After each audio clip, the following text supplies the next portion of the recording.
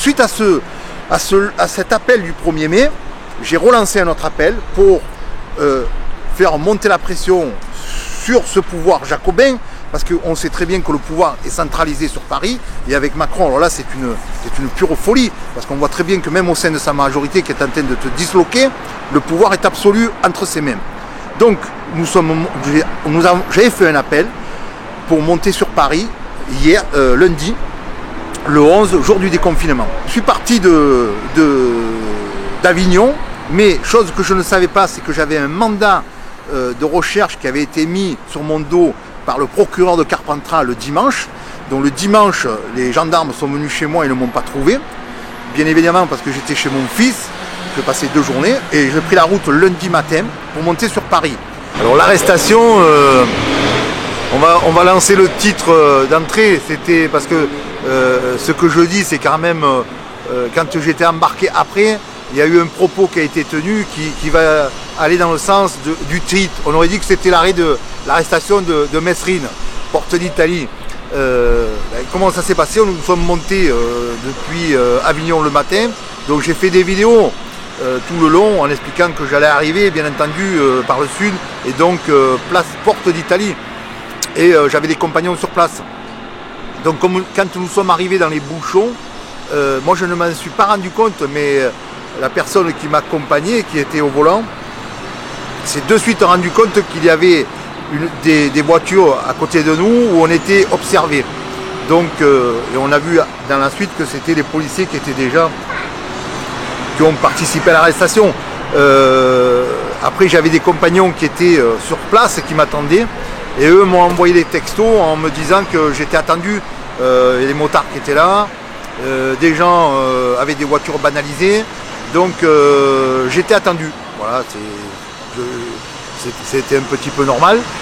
Donc quand je me suis rendu compte que la circulation était bloquée et que j'étais attendu sur le lieu de rendez-vous, j'ai envoyé un message en disant que j'allais sortir de la voiture et les rejoindre à pied. Et c'est à ce moment-là qu'il y a eu un encerclement, mais alors immédiat, de la voiture de 7 ou 8 policiers, dont un qui est arrivé avec un grand black là, qui a mis son brassard.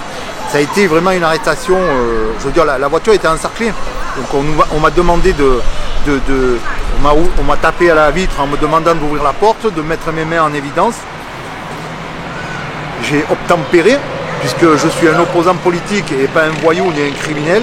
Donc j'avais mon téléphone dans la main, on m'a demandé de le poser, de sortir de la voiture.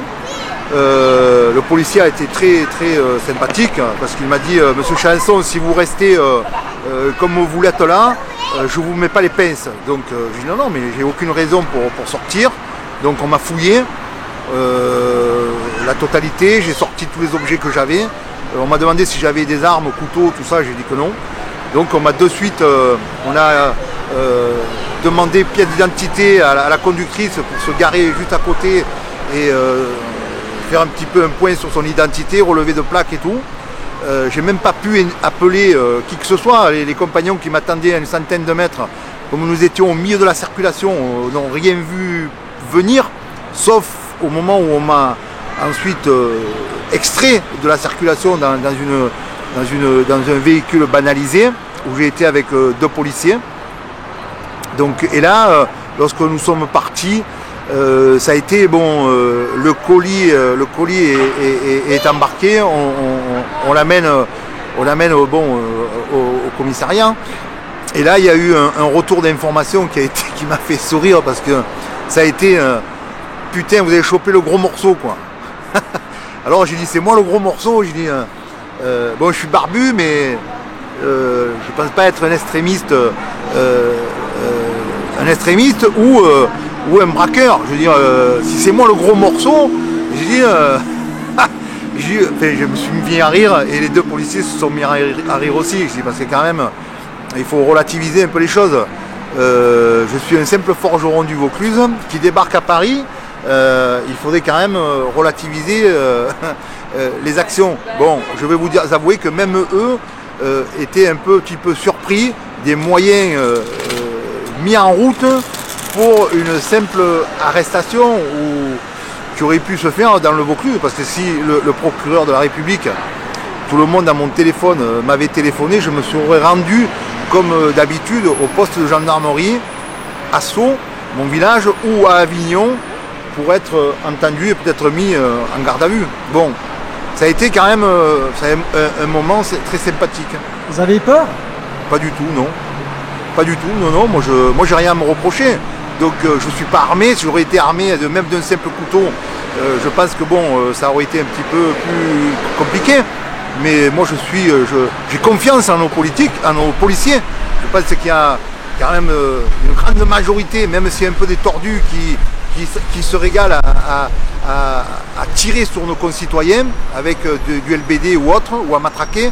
Mais là, je veux dire, c'est des gens qui ont l'habitude de gérer des gros criminels. Donc moi je suis un simple opposant politique qui ne s'est pas révolté lors de son arrestation. Donc ça s'est très très bien passé. J'ai été embarqué, amené au poste principal de la police des anciennes brigades, enfin c'est toujours les brigades du Tigre, puisque c'est ce que j'ai pu remarquer dans le bureau du commissaire qui m'a questionné, ce magnifique logo qu'ils ont, ce tigre. Plus loin, je dirais un petit peu la réflexion que j'ai fait là-dessus, parce que c'est M. Clémenceau qui a créé les brigades du Tigre, et j'ai demandé au commissaire si à cette époque-là il y avait justement une morale, et s'il avait aujourd'hui, j'ai vu son œil briller quand j'ai parlé de Clémenceau, et par contre je lui disais, quand aujourd'hui je vous parle de Castaner, votre patron, pensez-vous qu'il a la même morale, ce voyou? Parce que je le connais, on a le même âge, il est du 04, je suis du 84, donc on habite à 1 heure de route, et je connais très bien son passé. Donc aujourd'hui, le ministère de l'Intérieur, le ministre de l'Intérieur est un ancien voyou. Donc je voulais savoir comment ces hommes de morale qu'incarne le policier voyaient le fait qu'il soit dirigé et piloté par cet homme qui n'a pas hésité à mutiler le peuple, c'est-à-dire lors des confrontations avec les Gilets jaunes, de tirer et de donner les ordres de tirer et de mutiler beaucoup de Gilets jaunes, c'est-à-dire en leur enlevant une partie du visage pour certains, les yeux ou les mains pour d'autres. Et puis on a eu quand même, ça c'est clair et net, il y a eu 2 personnes, dont une dame à Marseille qui a été tuée par une grenade de désencerclement qui a été balancée sur son balcon. Donc tout ça je voulais savoir, et malheureusement il n'a pas pu me répondre parce qu'il était un peu embêté. Donc on a continué mon interrogatoire, j'ai été inculpé pour 3 chefs d'accusation, je me suis défendu, j'ai tout simplement dit que j'étais un opposant politique et que mon verbe n'était pas celui utilisé par les députés élus à l'Assemblée nationale. Mon verbe c'est celui d'un forgeron. Je chassais, puisque j'ai arrêté, je chassais à l'épieu ou à la dague. Donc les termes que j'emploie lorsque je vais servir un sanglier, c'est les termes de vénerie.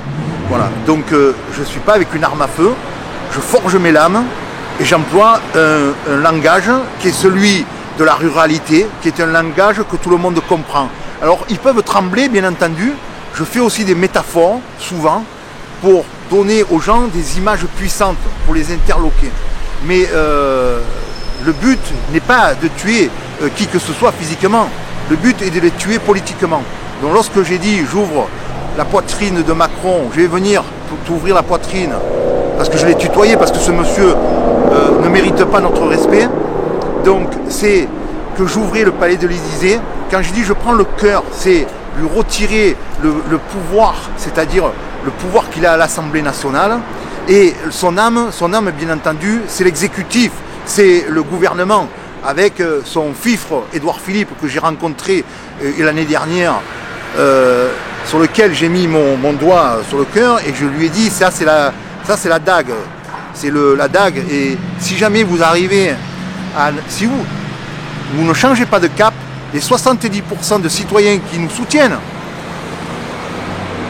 risquent d'être le manche, d'accord? Et le jour où le manche va retrouver le fer de la lame, là il va y avoir une puissance de pénétration qui risque de vous amener à l'échec Et c'est ce qui va se passer dans les semaines et les mois à venir, parce que le gouvernement, je vous le dis, et l'exécutif, Édouard Philippe va sauter, il est arrivé au bout de son parcours, mais ce qu'il faut absolument éviter, c'est ce gouvernement fantoche que veut créer Macron en s'appuyant sur les anciens présidents de la République, que ce soit de droite ou de gauche, ce gouvernement de, on va dire, d'union nationale qu'il veut construire, eh bien, on doit l'empêcher. Nous voulons un gouvernement de transition porté sur des valeurs, et des valeurs fortes.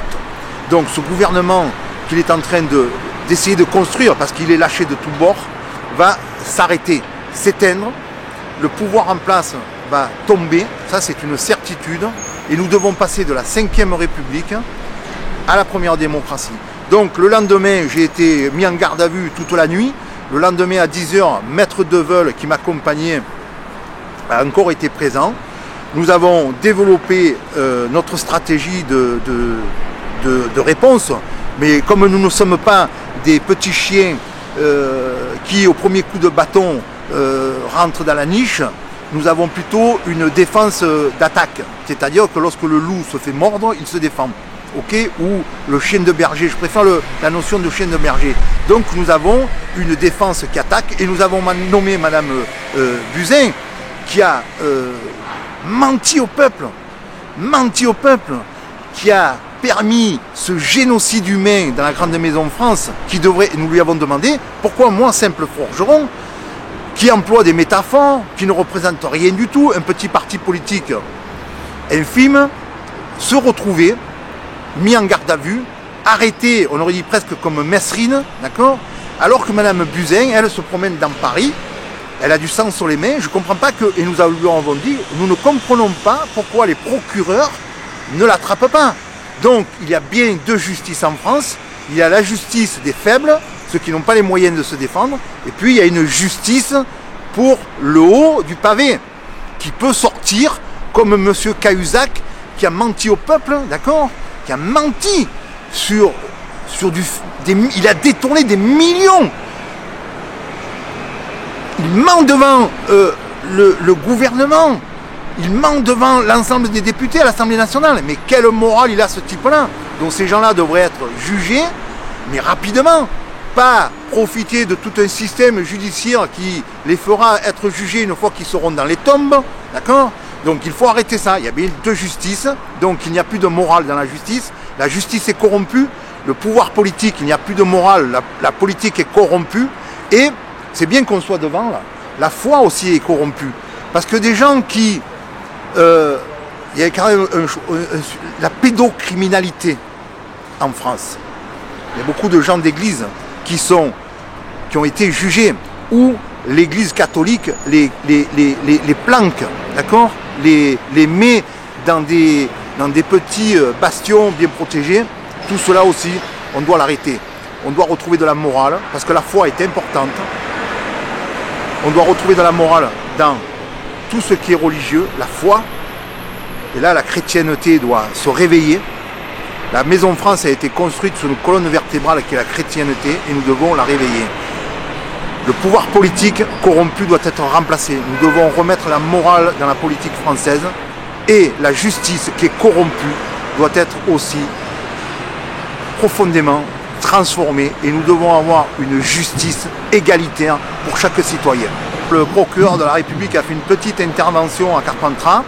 Il semblerait qu'il attend de traiter les informations pour ensuite donner un avis, mais qui ne sera pas donné d'après ce que nous avons compris. Un avis pas avant quelques semaines. Voilà.